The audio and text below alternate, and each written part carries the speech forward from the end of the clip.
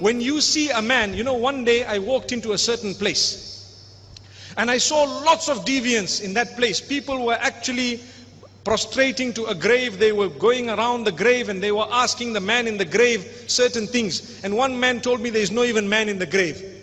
He told me some long story of what is in that grave. There is no man inside there. And I'm saying, Ya Allah, guide these people. Somehow, guide these people. You know, the man who was driving the taxi was one of them.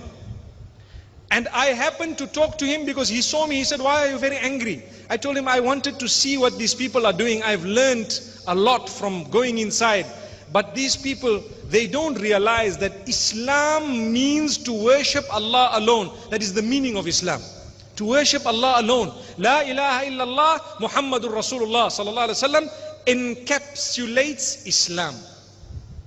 That encapsulates Islam. And they are calling out to the dead. Subhanallah.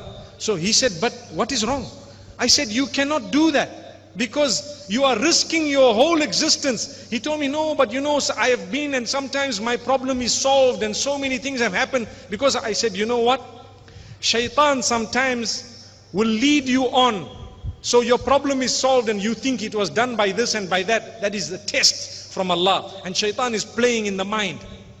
What we definitely need to know, Subhana Rabbi al-A'la. What we definitely need to know, when a person is deviant in that way, and this is what I asked him, do you consider it compulsory to call out on the grave? He said, no, it's just voluntary, not compulsory. I said, we consider it compulsory to call out to Allah alone. So why don't you just leave that, call out to Allah? Because common sense, if a person is calling out to a grave, ask him, is it compulsory to call out to this grave? He'll say, no, it is voluntary. It's a good deed. Now that answer is wrong, but at least he is saying voluntary, meaning I do not have to do this. So you tell him that all of us believe that it's compulsory to call out to Allah and you're not allowed to do this. So who is risking what? If you call out to Allah, are you doing something wrong? He will tell you no. So why are you risking it? Why do you want to do something that half of the world is going to tell you that you are wrong? Rather do something that you also admit that it's correct. I hope you are seeing the logic in what I'm saying. This man says, you are right, it makes a lot of sense. Then I took it a step further. I said, now you need to correct your heart to believe that that is wrong. To believe that to call out to that grave is wrong. Now I want to ask you a question, getting back to our topic of peace. The question is, if I was not prepared to talk to him in a respectful way, and if I was just going to tell him, you are like this, you are like that, and I turned the other way and spit in his face, was there going to be any luck? No luck. No chance. Why? Because the hatred. Go back to the verse I read moments ago, where we said, if you were harsh and hard-hearted, they would have dispersed away. But be calm, be cool, be relaxed, be at peace. Yes, you have a flame in you, you want to actually give the message to the others, but do it in a calm way. And you need to know, you might not see results in one day, or in 1 year, or in 10 years. It might come later, but you need to sow the seeds of the goodness. So there is no point in going out and creating hatred and starting to swear people. Swearing is not from our deen. No. Calm down, cool it, relax. Maybe you don't understand the system and the way to reach out to the hearts and minds of others by the help of Allah subhanahu wa ta'ala.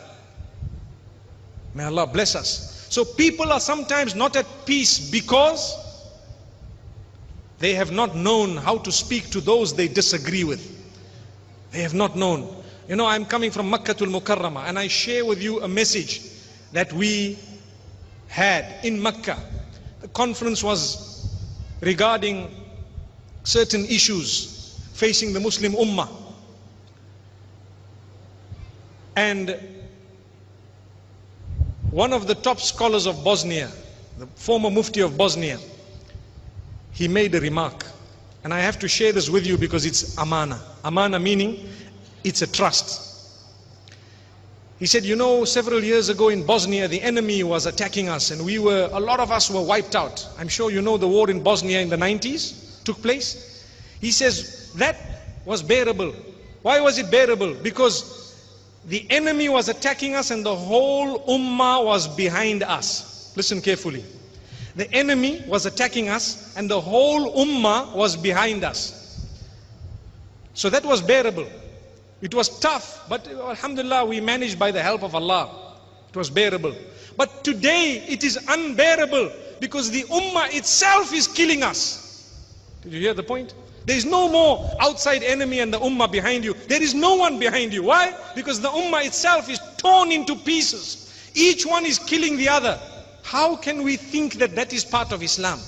How can we begin to even imagine for a moment that that is part of an Islamic teaching? To be violent. Where is that from? Where did it come from? Allahu Akbar. Just because I have a difference with you, I must be violent? That is not Islam. Go and study Muhammad sallallahu alaihi wasallam's life. See what he has taught.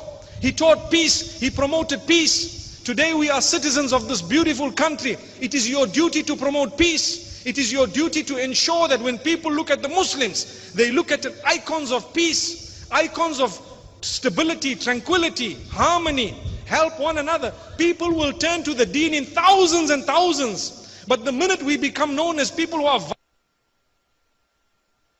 violent, people who do not have any patience, people who are arrogant and they swear, what type of peace are we going to have in our own homeland? We will have disaster and chaos. We would have sown the seeds of dissent even within our own children, because we would have taught them, when you disagree with someone, swear him, fight him, and if you can, eradicate him. Where is that? Where is that from? That is from shaitan. The nafs, the soul that we have in us. Sometimes we overreact and we think it is part of the deen when it is not. Wallahi, the disasters that are on the globe, it is our duty to ensure that we speak about it, to educate the young and the old and all